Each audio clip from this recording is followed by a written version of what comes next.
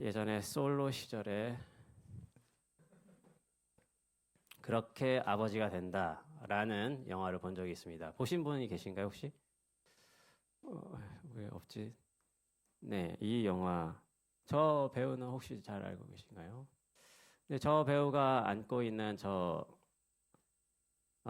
아이는 이제 저 주인공이 이제 그 저 남자가 성인 남자가 이제 료타입니다.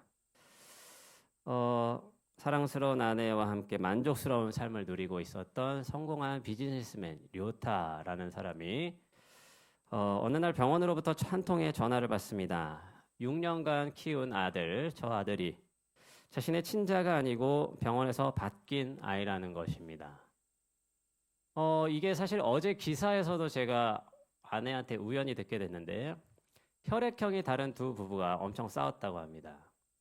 40년을 키운 딸아이가 글쎄 혈액형이 달라서 이거를 법원에 이제 이건 병원에서 아이를 잘못 바꿔놓은 것이다라고 해서 5천만 원씩 요구를 했고 아니 각자가 받은 그로 인한 얼마나 큰 충격이고 아픔이겠어요. 그래서 양 부모와 딸을 위해서 5천만 원씩 요구를 했고 이것이 이제 통과가 되는 것처럼 이제 기사가 나왔습니다. 이런 일들이 이제 영화에서만 일어나는 일이 아니죠. 근데 이 6년간 키운 자신의 친자라고 생각했던 사람이 다른 가족의 아이랑 바꿔졌다는 걸 알게 됐어요. 병원 측에서 전화를 받았고 연락받고 그래서 이제 부모님들이 얼마나 당황했고 얼마나 그랬겠습니까? 그런데 만나서 서로 이제 두 가족이 캠핑을 하면서 이제 좀 좋게 부드럽게 그것을 이제 이렇게 아이를 이렇게 다시 바꾸려고 하는 것이죠. 저희 딸아이가 이제 딱 만 7살인데 상상을 해보니까 참 뭐 상상조차 되지 않는 이야기입니다. 냉랭한 이 비즈니스맨 리 료타라는 사람은 친자가 아니지만 자식으로 알고 키운 저 안고 있던 케이타라는 이 남자를 과연 이제 우리가 더 아이들이 크기 전에 빨리 바꾸자는 것이죠. 아이들이 키우면 각각 자기 부모를 닮게 될 것이고 그러기 전에 상처가 나기 전에 피가 섞이지 않은 아들을 어떻게 사랑할 수 있겠냐라고 이렇게 원론적으로 이야기를 하면서 덤덤하게 빨리 바꾸자고 제안합니다. 그러자 이제 료타의 친자식을 키운 여자가 말합니다. 그러니까는 케이타의 원래 어머니가 얘기를 하는 거죠. 아유 바꾸지 말자 이런 거예요. 닮고 안 닮고가 뭘 그렇게 중요하냐. 그런데 집착하는 건 아이랑 연결돼 있다는 느낌이 좀 부족한 이 남자들의 발상이다. 남자뿐이다. 뭐 이런 식으로 얘기를 하는 걸 하고요. 근데 냉정하게 이제 료타는 자신의 생각을 정리하고 자기 아들을 데려와요. 그렇게 서로 하면서 자신의 원래 자식의 사진을 또 보고 그러면서 카메라를 뒤적이다가 자신의 친자식이 아닌 케이타가 자리를 찍어주는 이런 것들을 보게 되거든요. 그 장면이 있는데 잠깐 영상을 좀 보여드리겠습니다. 저 이제 아이들이 바뀌었는데 그쵸? 이 영상을 그렇게 잠깐만 사진인데 저기서 참 저도 좀 많이 울게 됐는데 자기 친자식이 아니지만 저 아이가 자기 몰래 찍어준 저 사진을 보고 이제 부모로서의 감정을 느꼈던 것이고 부모 자식 간의 관계가 참 무엇일까 생각하게 되었습니다. 그냥 내 뱃속에서 나왔다고 해서 특별하고 사랑하는 것이 아니라 나를 닮아서 사랑하는 것은 아니고 그래서 더 사랑하는 것 같진 않지만 이 부모와 자식의 관계 둘도 없는 관계이기 때문에 특별한 바꿀 수 없는 관계이기 때문에 그런 것이 아닐까 생각이 들었고요. 그렇게 정을 주고받는 특별한 관계 예수님도 있었습니다. 예수님은 아버지께 이렇게 기도하라고 제자들에게 가르쳐 주셨죠. 주님의 기도, 우리가 드리는 주님의 기도. 아버지 이름이 거룩히 여김을 받으시옵고 하늘에서 다시 이룬 것 같이 땅에서도 이루어지게 하옵소서. 이렇게 예수님은 아마도 아람어로 하나님을 아빠라고 부르면서 알려주셨을 것입니다. 하나님 아버지를 더 깊이 알고 더 가까워지면 그것이 바로 아들 예수님과 가까워지는 것임을 알려주고 싶었지 않았을까요? 저는 오늘 여러분들과 우리들이 너무나 익숙한 말씀 3장 16절을 조금 더 낯설게 보기를 원합니다. 그래서 거기서 정말 하나님의 마음을 느끼기 원합니다. 첫 번째로 하나님의 사랑을 말하기 전에 하나님의 아픔을 알아야 합니다. 알면 좋겠습니다. 오늘 본문에서 성경은 우리에게 이야기합니다. 하나님이 세상을 이처럼 사랑하사 독생자를 주셨으니. 원문으로는 이처럼이 대문자로 더 서두에 나와서 후토스라는 말이 제일 먼저 나옵니다. 이처럼 사랑했다. 어느 정도로 사랑했냐? 독생자를 그 결과 주실 만큼 사랑했다. 라고 되어 있습니다. 독생자의 이제 형용사 모노게네스라는 헬라어가 쓰였는데요. 하나다라는 뜻은 사실 모노스라는 헬라어가 있습니다. 근데 저 모노게네라는 헬라어가 쓰인 것은 강한 개인적인 애착의 의미로 단 하나의 유일한이란 뜻을 갖고 있습니다. 또 특수성에 맞추어서 유일무이하다라는 뜻을 갖고 있어요.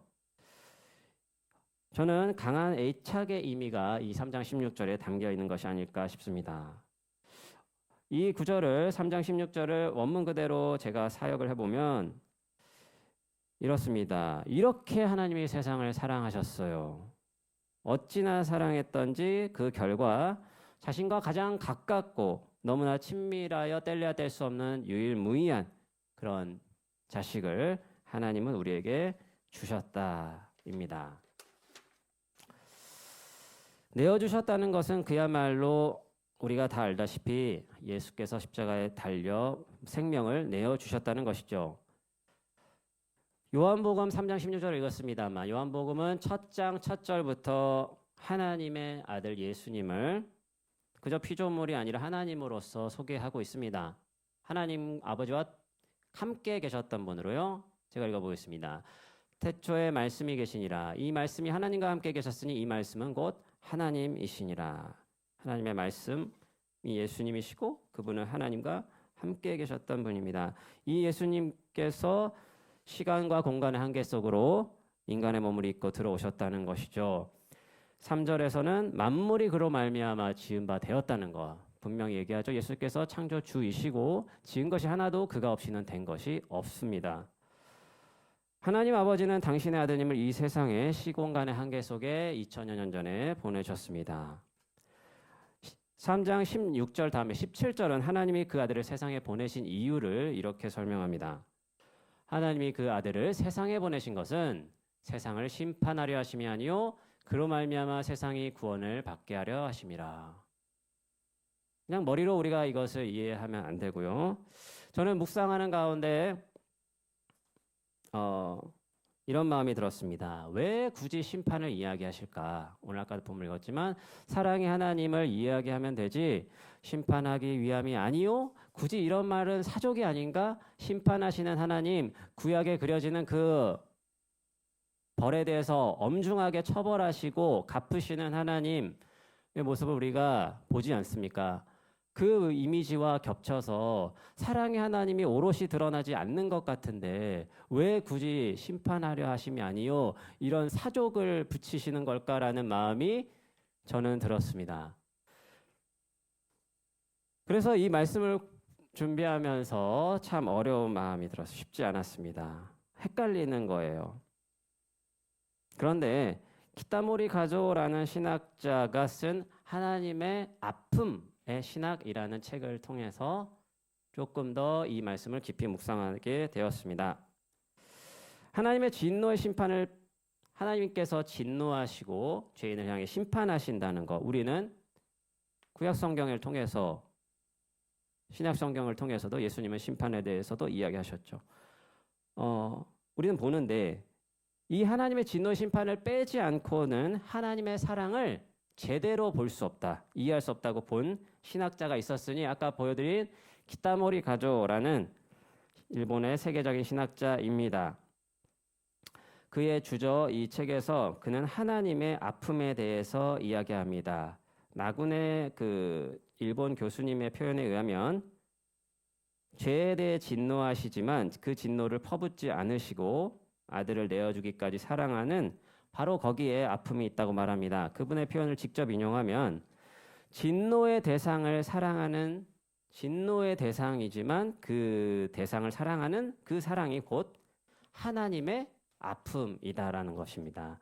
이 아픔 안에서 하나님의 진노와 사랑이 하나가 된다. 놀랍지 않습니까? 이 놀라운 주장은요, 당시에 세계적인 신학자 몰트만, 마이클슨 같은 유명한 신학자들로부터 주목을 받았었고 세계 신학계에 큰 영향을 끼쳤습니다. 그래서 이제 일본 신학이 아시아에 아주 세계적인 신학으로 부상하는 데 큰 기여를 했는데 중요한 것은 이분이 진노의 대상이신 세상을 사랑하는 데서 하나님의 아픔을 보았다는 것이죠. 서구 신학자들이 이야기하지 않았던 하나님의 아픔에 대해서요. 그래서 저는 아까 17절에서 하나님이 그 아들을 세상에 보내신 것은 이라고 하는 그 상반절에서 그 자체에 이 키타모리 가조는 주목을 하자고 합니다.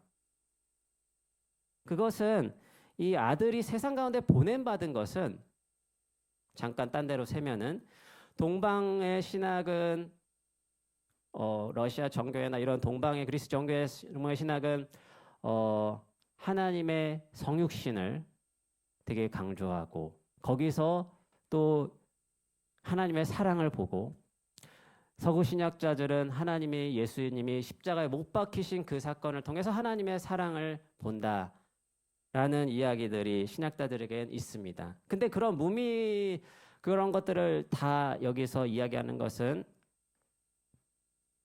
지금 의미가 없고요.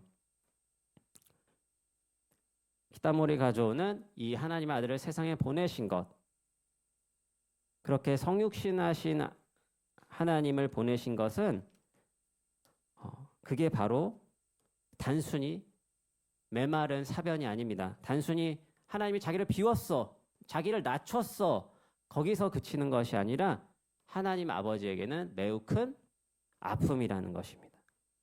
그것은 요한복음 첫 장에서부터 이미 암시되어 있다고 말합니다. 요한복음 1장 10절 11절을 보면은요.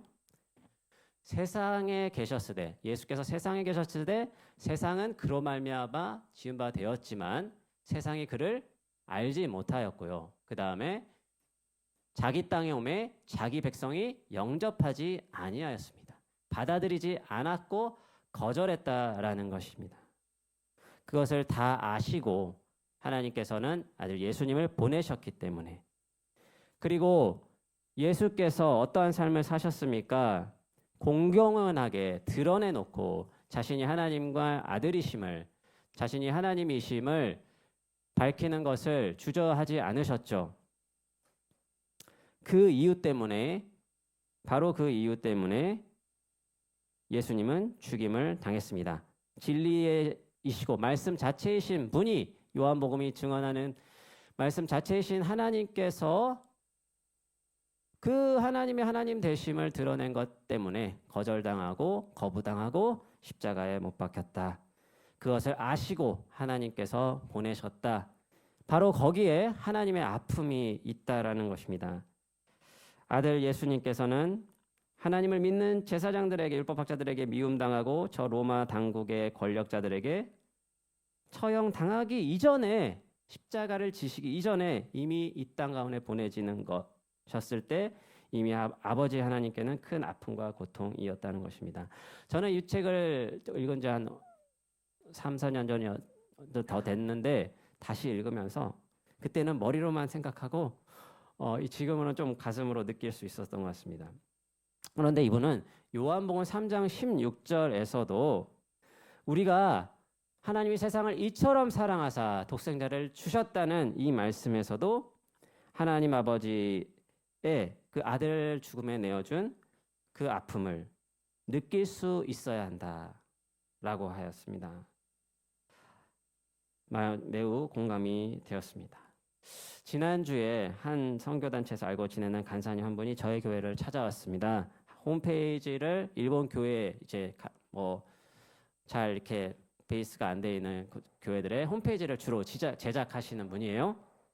50개 정도를 만드셨어요. 50개 정도 많이 만드셨죠? 100개가 목표라고 하시는데 이게 무상으로 해주시는 거예요. 그래서 제가 결혼할 때 신혼 사진도 멋지게 찍어주시고 돈도 없을 때 이렇게 찍어주시고 감사했는데 그런 갑자기 이제 저희 교회에 놀러 오셨어요. 카페 오셔가지고 주중에 이렇게 교회도 구경시켜주고 이렇게 있는데 갑자기 뭐 물어보지도 않았는데 갑자기 뜬금없이 이런 얘기를 꺼내셨어요.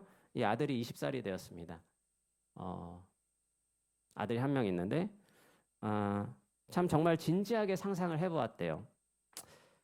이 아들을 나쁜 짓만 이 아들을 다른 사람을 위해서 내어줄 수 있을까? 저렇게 나쁜 짓만 일삼고 악한 자들을 위해서 내 아들을 바치라고 하면 정말 상상을 해봤어. 진지하게 실제로 아브라함처럼 그렇게 명령 받았다고 생각하고 절대 불가능하다. 맨정신으로는 도저히 안 되겠다. 불가능하다라고 하시더라고요. 그래서 결국은 하나님의 사랑은 미친 사랑이다. 미치지 않고는 절대 불가능한 일이다 라고 하시더라고요.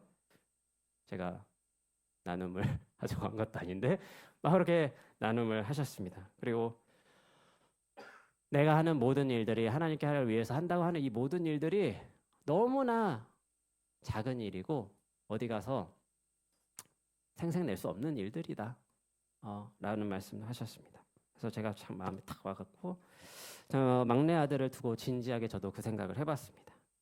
막내 아들이 부임한 제가 작년 11월에 뵙고 12월에 크리스마스 전이었죠. 계단에 넘어져서 저기 모서리 찢어가지고 이마가 찢어졌어요. 뼈까지 막 보일 것 같더라고요. 참 많이 당황했었는데 그 비주얼의 충격이 워낙 심해서 한동안 멈춰 있었습니다.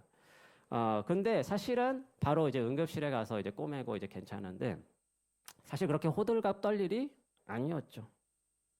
그래도 얼마나 아팠겠어요. 그리고 본인은 너무 이제 대수롭지 않게 그냥 딱 서 있으니까 당황했는데 부모로서 마음이 아프죠. 예. 그렇지만 아무 죄가 없는 아들을 십자가에 못 박혀 내어주신 하나님 아픔을 제대로 저는 가늠할 수 없고 정말 평생 그 언저리도 갈 수 없을 거라는 생각이 들었습니다. 그런데 다시 키타모리 가조씨는 이 하나님은 신앙의 모범을 보인 아브라함에게 그 하나님 아버지의 아픔을 미리 경험시켜 주셨다고 합니다. 네, 공감이 되었습니다. 창세기 22장 2절에 하나님은 아브라함에게 100세 때 어렵게 낳은 아들 얼마나 기다렸습니까? 75세 떠났죠. 하나님을 떠나서 순종하는 그 많은 시절 그러면서 집안이 콩가루 집안이 되어가면서 막 서로 싸우고 한 집안에 두 아내가 서로 싸우고 잔소리 듣고 그 오랜 시간을 버티고 겨우 얻어낸 그 아들 얼마나 이쁘고 사랑스러웠겠습니까? 근데 그 아들을 자신의 번제로 바치라는 가혹한 요구를 하시죠. 아브라함이 아침에 일찍 일어나 어떻게 했습니다. 나귀의 안장을 지우고 두 종과 아들 이삭을 데리고 번제에 쓸 나무를 쪼개어 가지고 떠났습니다. 3절에서 4절에 이를 때 3일 후에 저 모리아산을 바라보았다고 아브라함이 그 이야기가 나오는데 3일 동안 아브라함도 얼마나 많은 생각이 오고 갔습니까? 저 하나님이 내가 믿는 하나님 맞아? 제정신인 하나님 맞아? 내가 이 아들을 정말 바쳐야 돼? 여러 가지 생각이 들면서도 지금까지 인도하신 하나님을 부인하지 못하고 순종의 길을 가던 그 아브라함. 그 아들을 결국에는 밧줄에 잡고 결박시키고 죽이려고 할 때 아브라함하고 하나님이 부르셨잖아요. 근데 이미 키타모리 가조는 이렇게 얘기합니다. 이미 아들을 아브라함은 죽였다. 그 지경까지 갔으면 이미 그 아픔을 다 감내하고 거기까지 간 것이다라는 것이죠. 네, 공감이 되었습니다. 우리는 하나님의 아픔을 기억하고요. 두 번째로 우리는 이 십자가에 드러난 하나님의 사랑을 받아들이고 이것에 놀랄 뿐만 아니라 나아가서 그렇게까지 아들을 내어주신 하나님의 그 아드님을 우리의 구원하시는 주님으로 믿어야 합니다. 오늘 3장 16절에서 15절부터 읽었는데 갑자기 성경은 이렇게 얘기하죠. 모세가 광야에서 뱀을 든 것 같이 인자도 들려야 하려니 모세가 광야에서 뱀을 든 것 같이 인자도 들려야 하려니 이는 그를 믿는 자마다 영생을 얻게 하려 하심이라. 네, 민수기 23장에 나오는 광야의 사건을 가지고 옵니다. 이스라엘 백성들은 광야에서 하나님과 모세에게 원망했죠. 구원해냈지만 구출해낸 것을 감사하지 못하고 하나님의 함께하심을 감사하지 못하고 왜 구출했냐고 불평하고 불만하고 이집트에서 먹던 고기가 너무 좋았다고 그렇게 노예 근성을 버리지 못하고 살아가고 있었죠. 그러자 하나님은 진노하셨어요. 불뱀들을 백성 중에 보내어서 심판하게 하셨고 물게 하셨고 그로 인해 죽은 사람들이 있었죠. 그러자 모세가 하나님께 중보했죠. 하나님, 저희 아들을 불쌍히 여기시고 구해달라고요. 그러자 모세의 경고대로 하나님께서는 불뱀을 만들어서 장대에 매달아라. 저 장대에 매달린 불뱀을 보는 자마다 살리라. 모세가 놋뱀을 만들어 장대 위에 다니까 어떻게 했습니까? 뱀에 물린 자들이 뭘 저런 걸 본다고 살아라고 했으면 그냥 죽었을 것이고 그 말씀을 믿고 정말 바라본 자들은 살았습니다. 모두 살았습니다. 무엇을 말씀하고 있습니까? 성경은 하나님이 그 사랑의 확증이신 십자가에 달리신 예수 그리스도를 주님으로 참으로 단순하지만 이 진리를 믿고 회개하는 자를 하나님 구원하시고요. 구원하실 수 있고 구원하신다는 것입니다. 여러분은 광야와 같은 우리의 삶을 살아가면서 지금 이 순간 하나님께 예배드리는 이 순간에도 감사하며 살고 계십니까? 불평과 불만, 왜 이걸 안 해주냐고, 왜 나에게 이런 시련과 아픔과 이걸 주냐고 불평하고 계십니까? 예수님이 우리의 고난에 동참하고 계시고 우리를 그 고난에서 구원하시며 함께 해주신다는 걸 믿으십니까? 네, 믿습니까? 바울 서신을 읽어보면 바울은 살아생전에 예수님을 보지 못했지만 다메섹 도상에서 그 예수 믿는 자들을 잡아 거두는 열심을 갖고 있었고 그것이 하나님의 나라를 이 땅에 임하게 하는 최선의 행위라고 생각했죠. 그렇게 해서 예수 믿는 자들을 잡아 가두지 않았습니까? 그런데 그에게 하나님의 사랑이 십자가에서 달리시고 부활하신 예수님이 나타나셨고 왜 나를 핍박하느냐? 나는 내가 핍박하는 예수다. 하나님의 지혜요 능력이신 십자가를 통해서 하나님의 사랑을 발견하게 되었습니다. 죽으시고 부활하신 예수님이 복음이고 기쁜 소식이고 이것을 부끄럽게 여기지 않았습니다. 나는 복음을 부끄러워하지 아니하노니 그것을 묻는 모든 자에게 구원의 능력을 주시는 하나님의 능력이다 라고 선포했고요. 성령 안에서 하나님의 그 사랑이 우리 마음에 부음바 되었다고 그래서 우리가 갖는 소망이 부끄럽지 않다라고 말을 하시오. 그리고 이어서 그리스도께서 우리를 위하여 죽으심으로 하나님께서 우리에 대한 자기의 사랑을 확증하셨다라고 합니다.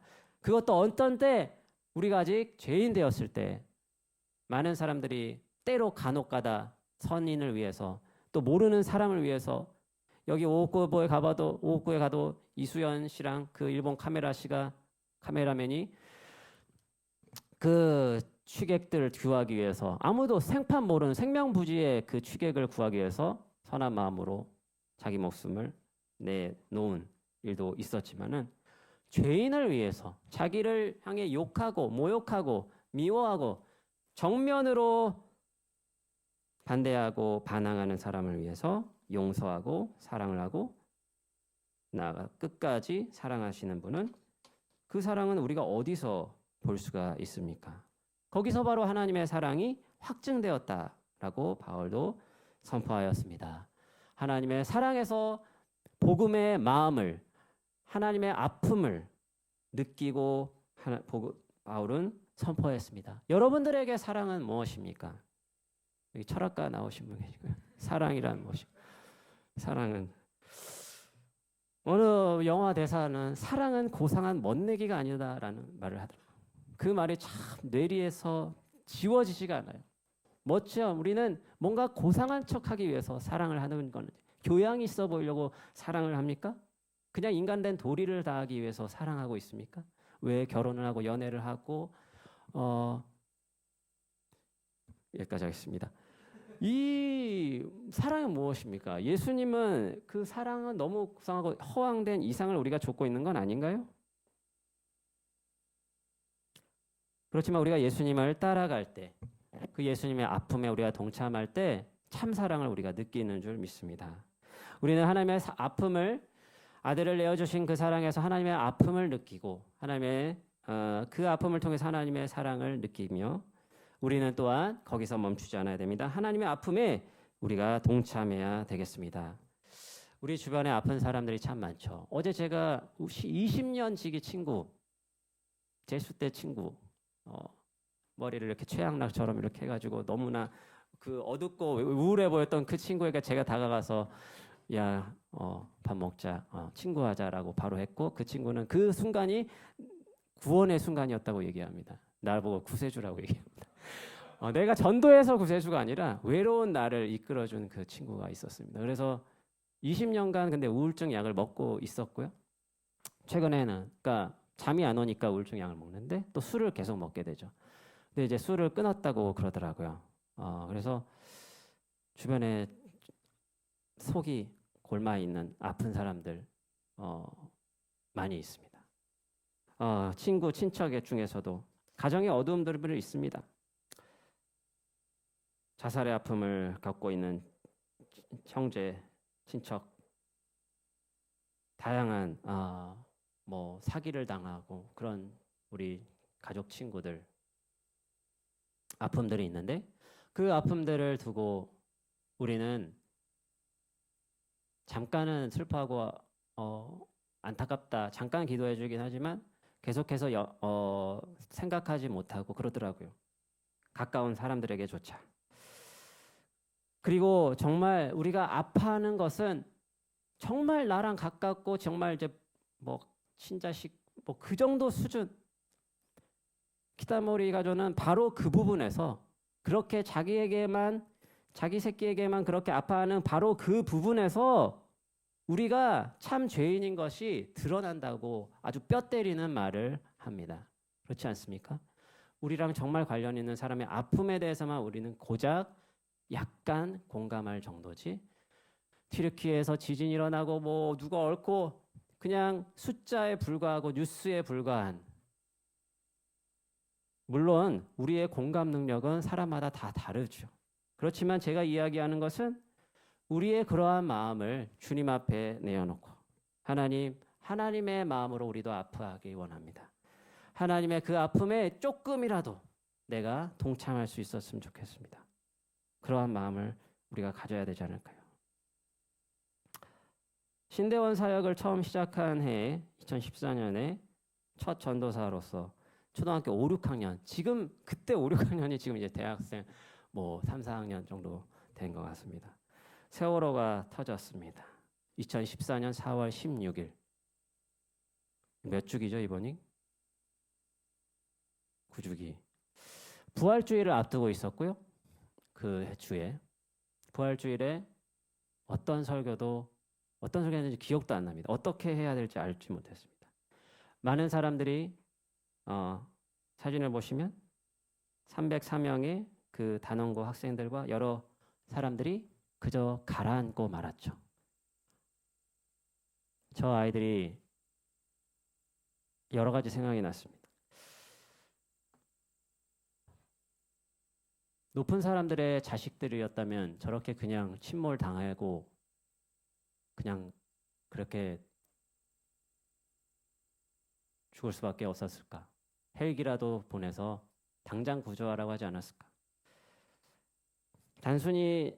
단순한 사고가 아니었습니다. 많은 사람들이 아파했죠. 너무나 아파하고 상처 있고 트라우마에 걸렸습니다.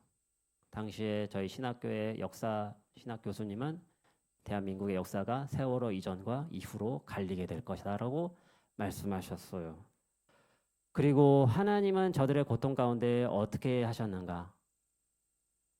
많은 의문을 낳았고 다시 한번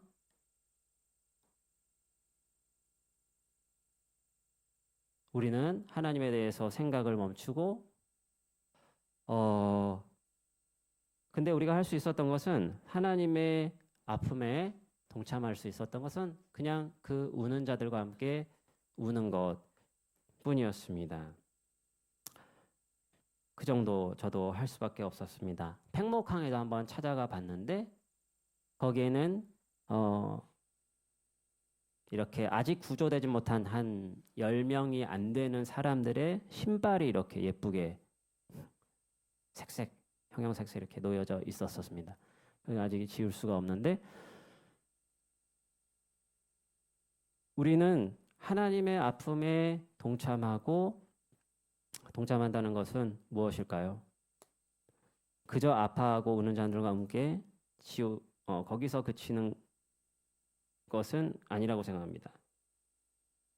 무엇이 잘못되었다면, 어떤 것이 잘못되었다면 그것에 대해서 가해자와 피해자가 있죠. 가해자가 나올 수밖에 없는 세상의 구조가 있다면 누군가는 그 잘못된 세상을 바로잡기 위해 정치 활동도 해야 될 것이고 법적인 활동도 해야 될 것이고 민간단체들 활동도 해야 할 것이고 여러 가지 할 수 있는 것들이 많이 있을 것입니다. 단순히 울고 마는 것이 아니고요. 사마리아의 비유에도 나와 있지만 그저 강도 만난 자에게 덮어주고 일시적으로 해주는 것 외에도 왜 그 사람이 거기서 강도를 만날 수밖에 없는지 생각해서 누군가는 그 환경을 바로잡는 일을 해야 할 것입니다.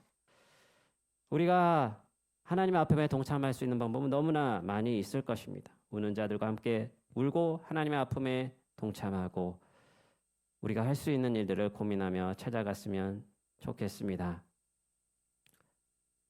마지막으로 우리는 하나님의 이 사랑 속에서 마지막으로 우리는 그리스도 안에서 우리가 그리스도께 사랑받는 자임을 다시 한번 확인하면 좋겠습니다. 내가 사실은 제가 서두에 영화 아버지와의 그런 것도 했지만 저는 아버지와의 관계가 별로 좋지 않았어요. 마지막에 아버지 돌아가실 때 2년 동안은 가까워졌지만 매 순간 아버지의 그 평가에 의해서 저는 늘 부족한 사람이고 더 나아져야 되는 사람이고 그래서 다른 사람과 늘 비교하면서 살아갔던 것입니다.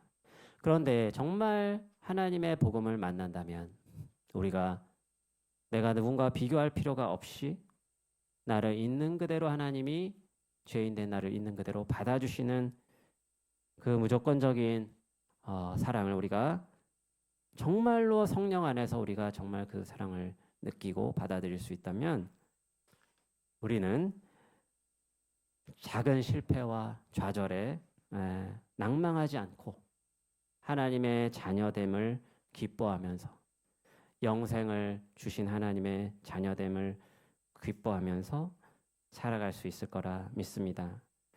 지금 이 순간 하나님을 잡으십시다. 예수님을 다시 바라봅시다. 예수님을 믿음으로 바라보는 우리가 되기를 간절히 소망합니다. 우리 함께 하나님의 사랑을 찬양하고 기도하면 좋겠습니다.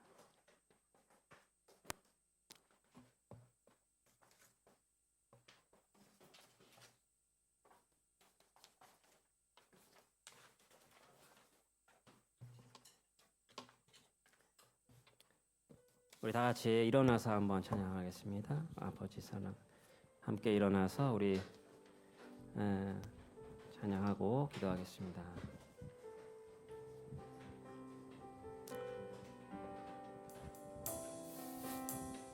아버지 사랑 내가 노래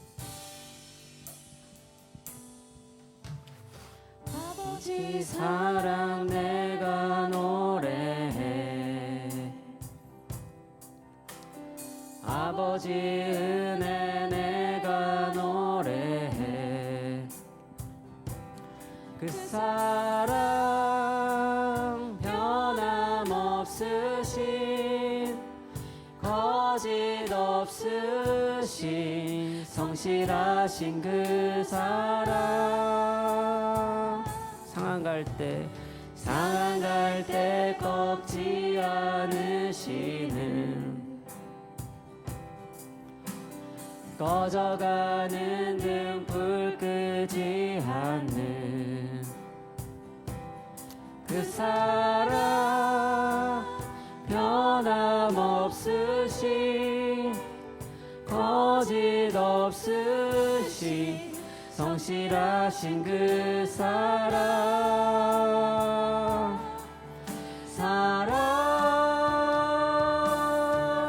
그 사랑 날 위해 죽으신 날 위해 다시 사신 예수 그리스도 다시 오실 그 사랑 죽음도 생명도 천사도 하늘의 어떤 권세도 끊을 수 없는 영원한 그 사랑 예수 그 사랑 날 위해 죽으신 날 위해 다시 사신 예수 그리스도 다시 오신 그 사랑 죽음도 생명도 천사도 하늘의 어떤 권세도 끊을 수 없는 영원한 그 사랑 예수 하나님의 사랑을 느끼기 전에 하나님의 아픔을 내어주신 하나님의 아픔을 하나뿐인 아들을 내어주신 하나님의 아픔을 우리가 마음에 새기며 그 아픔이 나를 위한 것이었음을 감사드리며 그 하나님께 사랑에 응답하는 삶을 살게 해달라고 우리 기도하겠습니다. 같이 기도하겠습니다. 살아계신 하나님 아버지 그렇습니다. 십자가에서 흘리신 하나님의 보혈로 인하여 하나님 아버지 아들 예수님을 내어주신 하나님의 아버지의 그 사랑이 아버지께서 당하신 그 아픔이 하나님 나에게 알려주시니 감사합니다. 하나님 아버지 당신의 아픔을 내가 느끼게 하시고 하나님의 사람을 깊이 깨닫는 시간 되게 하여 주시옵소서. 하나님 아버지 그렇게 사랑받고 있는 자인 것을 감사드립니다. 하나님의 사랑에 반응하게 하여 주시고 하나님의 아픔에 내가 동참하여서 내가 나의 안락과 나의 것을 챙기는 것이 아니라 내 주변의 아픔에 동참하는 자 이 시간 되게 하여 주시옵소서. 나 중심적인 삶을 내려놓고 나를 위한 삶을 내려놓고 거기에 생명이 없고 하나님 아버지 고통과 지옥밖에 없으니 하나님의 사랑을 더 구하며 하나님의 자비하신 마음과 긍휼과 애통하는 마음으로 주님 나 자신과 주변을 바라보게 도와주시옵소서. 아버지 하나님 나의 죄인됨을 주님 가려주시고 하나님 아버지의 사랑에 의지하여서 하나님 내가 부족하고 연약하지만 주님의 사랑의 길이어서 나아갈 수 있도록 주여 역사하여 주시옵소서. 하나님 나에게 주님 나에게 부어 주시옵소서. 바울이 고백하였던 것처럼 하나님의 사랑이 우리의 마음에 부어지기를 주여 기도합니다. 주님 우리를 불쌍히 여겨 주시옵소서. 하나님의 마음에 우리에게 부어지기를 하나님이 고난주간을 보내는 동안에 하나님의 3장 16절이 그저 무의미하고 무건조한 말씀이 되지 않게 하시고 하나님 우리의 심장에 꿰뚫어지는 새겨지는 말씀 되게 하여 주시옵소서. 주의 성령 하나님 우리에게 임하여서 하나님 아버지 우리를 새롭게 하여 주시옵소서. 하나님의 아픔에 우리가 공감하게 하시고 하나님의 참사랑을 깨닫는 시간 되게 하여 주시옵소서. 아들을 보내주신 아들을 낳기까지 보내주신 그 가운데 하나님이 얼마나 고통하셨는가, 아프셨는가, 얼만큼 나를 사랑하셨는가를 깨닫는 시간 되게 하여 주시옵소서. 아버지, 우리를 불쌍히 여겨 주시옵소서. 주여, 우리를 불쌍히 여겨 주시옵소서. 하나님 아버지, 우리에게 당신의 사랑을 내어 주시옵시오. 하나님, 우리에게 당신의 마음을 허락하여 주시옵소서. 우리 한 가지 더 기도했으면 좋겠습니다. 바울은 로마의 교회는 편지에서 이렇게 얘기하지요. 자기 아들을 아끼지 아니하시고 우리 모든 사람을 위하여 내주시니가 어찌 그 아들과 함께 모든 것을 우리에게 주시지 아니하겠느냐. 내가 확신하노니 사망이나 생명이나 천사들이나 권세자들이나 현재일이나 장래일이나 능력이나 높음이나 깊음이나 다른 어떤 피조물이라도 우리를 우리 주 그리스도 예수 안에 있는 하나님의 사랑에서 끊을 수 없으리라. 아멘. 하나님의 사랑을 우리가 받은 자인 것을 기억합시다. 하나님이 아들을 아끼지 아니하셨다면 인색하고 내어주기를 아까워하는 우리를 위해 우리를 자기 아들을 아끼지 아니하셨다면 정말 말씀대로 어찌 그 아들과 함께 모든 것을 우리에게 주시지 않겠느냐고 주님 바울의 입을 통해 말씀하십니다.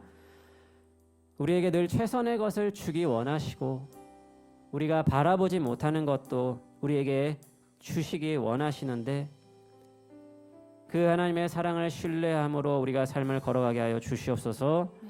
우리에게 구하는 것보다 더 넘치게 더하실 주님을 기대하며 나의 삶을 통해서 하나님의 나라가 온전히 드러나기를 소망하며 하나님의 사랑 안에 거하기를 소망하며 그 사랑을 나누는 자로 살게 축복하여 달라고 우리 서로를 축복하며 같이 함께 기도하겠습니다. 살아계신 하나님 아버지, 그렇습니다. 자기 아들을 아끼지 아니하시고 우리 모든 사람을 내어주신 하나님께서 그 아들과 함께 예수님 안에서 우리에게 모든 축복을 허락하여 주신 것을 믿습니다. 하나님 아버지, 우리에게 하나님의 그 축복을 갈망하게 하여 주시옵소서. 하나님의 나라와 사랑의 지배를 받는 자로 우리를 세워 주시옵소서. 온전히 아버지 하나님의 사랑 안에 머물게 하시고 하나님의 그 고통 안에 우리도 그 고통과 고난에 참여하기를 소망하는 자들로 우리를 세워 주시옵소서. 아버지 하나님의 당신의 사랑에 우리 마음이 전율하며 주님을 경외하게 하여 주시옵소서. 아브라함처럼 당신의 믿음으로 따라가게 하여 주시옵시고 그 믿음의 순종의 길을 통해 하나님의 아픔에 동참하게 도와주시옵소서. 아버지 하나님, 우리에게 연약함을 주님 감찰하시고 우리가 이기길 시경을 주시는 하나님 우리를 도와주시옵소서. 우리를 불쌍히 여겨 주시옵소서. 믿음에 없는 것을 주님 회개하오니 우리의 믿음을 새롭게 하여 주시옵소서. 영생은 유일하신 하나님과 그가 보내신 자 예수 그리스도를 아는 것이라고 말씀하셨사오니 우리의 믿음을 새롭게 하여 주시옵소서. 우리의 시선이 주 예수 그리스도를 향하게 하시고 십자가에 달리신 그 예수 그리스도의 사랑을 온전히 깨닫는 시간 되게 하여 주시옵소서. 우리의 마음을 새롭게 하시고 주님 우리의 생각을 새롭게 하여 주시옵소서. 오 아버지 하나님, 사망이나 생명이나 천사들이나 그 어떠한 것도 우리를 예수님의 사랑에서 끊을 수 없고 하나님, 내가 그렇게 사랑받고 있는 자인 것을 우리 공동체가 하나님의 크신 사랑 안에 굳건하게 설 수 있도록 우리를 한 사람 한 사람 주의 사랑으로 덧입으시고 채워주시기를 주여 간절히 원합니다. 하나님, 우리를 불쌍히 여겨주시고 하나님, 우리를 세워주시옵소서. 우리의 연약함과 우리의 인색함과 우리의 모난과 우리의 연약함을 하나님 보지 말게 하시고 하나님의 넉넉한 사랑으로 이 모든 것을 이겨낼 수 있도록 주여 우리 앞에 무너진 길을 걸어갈 수 있도록 십자가의 길을 걸어갈 수 있도록 우리를 붙잡아 주시옵소서. 하나님 아버지 감사합니다.